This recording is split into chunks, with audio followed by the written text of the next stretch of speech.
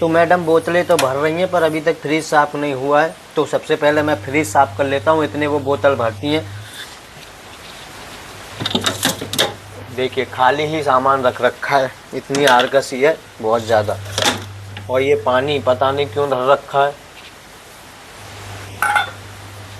और ये ग्वाल पता है कब की कटी हुई है? ग्वाल पता है ये कब की कटी हुई है? ये शायद अभी फेंकनी पड़ेंगे ये मुझे, वो तो फेंकेगी नहीं, और ये अभी फेंकूंगा उसके सामने ही। तो बोतलें हमने भर ली हैं और मीना जी ने फ्रिज साफ़ कर दी है। सीरियसली मीना जी बहुत हेल्प करते हैं। मीना जी हेल्प ना करते हैं तो शायद मैं इतनी जल्दी कोई भी काम ना कर पाऊँ।